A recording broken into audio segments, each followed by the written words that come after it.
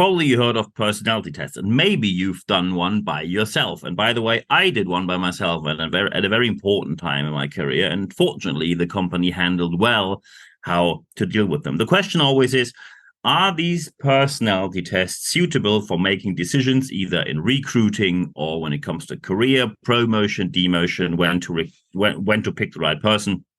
And we're going to talk about exactly that because I received quite a number of emails about questions when it comes to these personality tests. Some of them were quite shocking. Some of them said they heard of them but never saw them in practice, which is probably a good thing. However, we have to see what are the pros and cons of these. There are many of these tests on the market, and you probably know if it's DISC or the Myers-Briggs type indicator or 16 types of personality, etc., etc. They all promise the same. People do a test and you know what kind of personality these people have. And often you see these tests when it comes to recruiting or promotions, demotions, decisions on a career or no career. However, from a scientific point of view, these tests are heavily debated and highly debatable when it comes to their design. The question is, are they suitable to use them in a business context or anywhere else? And let's look at the factual situation. There are people, even professors from universities, who say that these tests can be used. However, many of these professors are involved in companies who then sell these tests, so they have an immediate financial benefit from selling these tests. So it is not only very debatable to behave in that way. Most likely, they are more interested in making a quick bit of money, than giving you the right choice or giving you the right piece of information, which from a professor's point of view is unacceptable behavior. So when we look into science, so for example, let's look into the standard book for psychic diagnostics, published 2004 in Germany, 2013 in New York City by Myers and Fisani. They say that three main criteria have to be fulfilled. One is that the right norm has to be in, so the categories have to fit what you expect. So, for example, when you have some sort of weight and you want to know is it 1 pound or 2 pound, there must be some sort of scale or balance where the norm is exactly right. So, for example, when you have pounds or kilogram in different countries, norms differ. However, they still need to know that, again here, second aspect, that the reliability, so when you measure the same thing over and over again, that the same result appears. However, the third aspect, the validity, it must be the right amount. When you have a piece of metal which weighs 2 pounds or 2 kilograms or whatever, and it always shows the same amount, but it turns out it's only 1 kilogram because the scale balance you used wasn't correctly adjusted, then you didn't win anything. So right norming, right reliability, right validity. So reliability, validity, norming, and especially about reliability and validity, we already talked in this podcast before. Well, when we look into what has been published 2013 in Germany in a psychological newspaper, they said that there is no scientific validity for any of these tests, which pretty much, it's a very condemning evidence where they say it's basically garbage, which is pretty straightforward. Welcome to Germany. However, we have to wonder, why do these tests still stick around that long when it's all nonsense? And one of these reasons was named by the New York Times. There's an article which is publicly available. You can just Google it.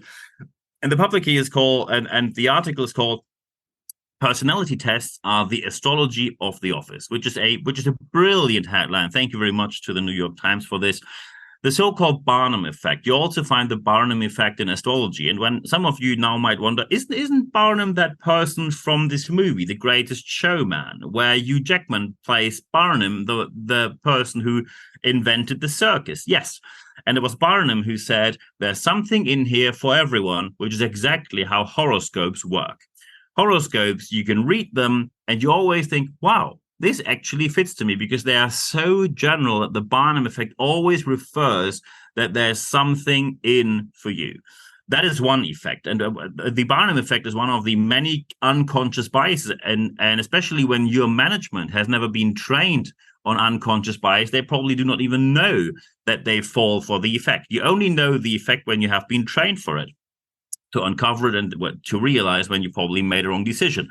However, the second aspect is often management does not like to admit that they invested in something wrong. So when the management says we have to justify expenses and when we have to justify any kind of spending, they prefer to say, oh, it was some sort of useful, over saying, sorry, we made a decision and it turned out to be wrong. I'm very sorry. By the way, looking into science, employees would appreciate a lot more when a leader says, sorry, I was wrong. We found the right thing. I am very sorry for the money wasted here. Let's move on. And by the way, then people move on as soon as people admit their mistake. This is how development and organizations work. And one aspect you often see is that people say, oh, we made good experiences. We have some good experiences with it, and this is why we stick to it. And by the way, Frank Kaspides from Harvard Business School already said, N=1 is no evidence.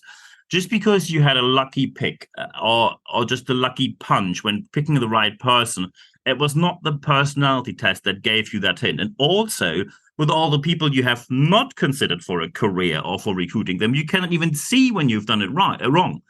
When you decide, due to a personality test, to not give someone a promotion or to not hire someone, you will not see if they could have performed. So you will always say, oh, every right pick is based on the personality test. It is very important that most of these tests are heavily unscientific. However, we have to see if they are 100% useless, and no, they're not. However, they have to be used with extreme care because there are a number of problems connected with them. So problem number one is labels always give you a very clear category if it's A, B, C, Q or whatever, or if it's red, green, blue, yellow, pink, purple, or whatever else color you are. These labels basically, we could say, hey, let's shut down the Department of Psychology at universities because we now have a solution with just a simple test. And of course, we didn't do that because there are more than 4 categories in life. However, the problem is as soon as you label people in such a small amount of categories, prejudices immediately get worse. So when you, for example, sticking to one personality test, I'll just pick DISC here.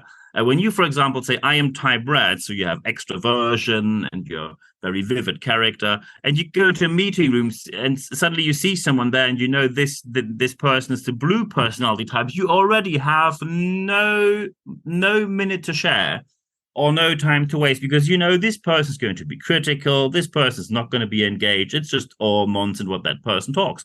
And also, very quickly, unfair advantage is given based on this small amount of categories. So often you, for example, hear leaders must be all the red type of personality, which is plain nonsense. By the way, the victim of these personality tests are often women and minorities. Very surprising, as always in life. These cliches that all leaders must have a high level of extroversion is completely wrong. You can be a subject matter expert, be introvert, and lead people in a completely different way without being this red personality type.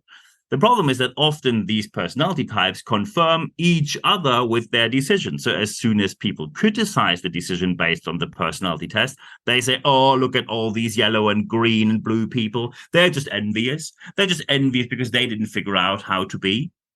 And what people then do is they start to lie with the next round of personality tests to be into that red category all of a sudden. How very surprising. Labels diminish and labels destroy diversity.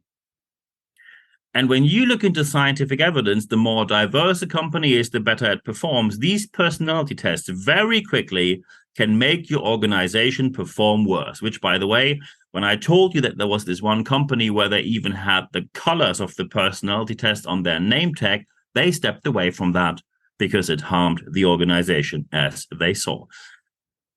When you now say, is there no benefit at all? Well, you could say if you're doing 360-degree feedback and someone says, this is how I evaluate myself, and then you give the test to others, and then they evaluate the person, and then you can see a certain delta, and you can work on that. Perfect. That's probably the only use you can see without sticking to red, green, blue, purple, pink, whatever personality types, and without sticking to a small number of labels and categories.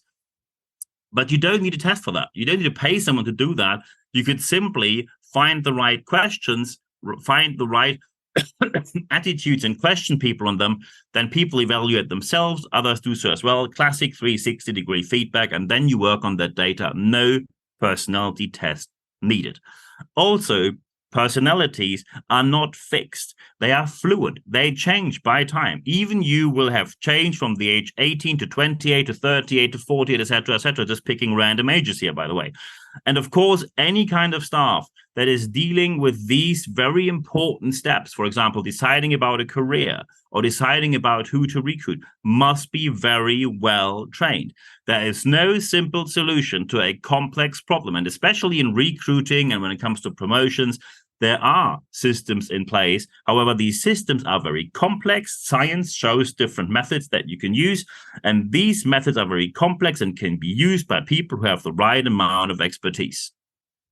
And when you now say, well, we couldn't know, it's all so new, no one ever questioned these tests, how should we know that they were wrong? I'm just quoting word by word. The popularity of this instrument in the absence of proven scientific worth is troublesome. That was published by the National Research Council in the United States of America in, buckle up, 1936. Because these personality tests were invented in the 1920s. And when you now say, well, they didn't have a too modern view on many things back then, correct. However, very little things, if any, changed ever since. The product still gets sold in certain organizations. It gets less, fortunately. However, most new scientific findings since the 1920s were either ignored or not properly involved in the model. And surprise, surprise, you cannot simply test people and then say who are the right and wrong people to choose or not choose. The good thing about these personality tests is we find out how not to do it. So we found out what the right thing is. And this is looking for competencies. The competency model is you define which competencies is needed. With 360-degree feedback, you can find the people who either have these skills or where the delta is as small that you can work on it. And which, for example, training, speaking, coaching, whatever else measure, you can work on that. And the question now is, where do you want to position your organization when it comes to looking for facts, science, and competencies, or doing a quick test and making a pretty broad generalization, judging people? Where do you stand? And that's your decision. If you now say, wow, I have a couple of questions, and I know that many people have questions on these personality tests and anything similar and anything related, just feel free to drop me an email, nb@nb-networks.com. I will also put the email in the show notes of this podcast. By the way, thanks for listening for such a long time now. We again had amazing rankings last week. By the way, if you're looking for something very specific, someone for training, speaking, coaching, or similar, just drop me an email as well, nb@nb-networks.com. But you can also just send me your questions and then we get in contact via email, phone, or whatever you prefer. Email is in the show notes. The second aspect, if you want to see when do we have live sessions, is it possible to ask live questions? Yes, we have normally a monthly session. And when this event takes place, also with free access to everything I published, that will happen when you register for the leadership letter. You go to expert.nb-networks.com and then you can register. You only receive one email per week.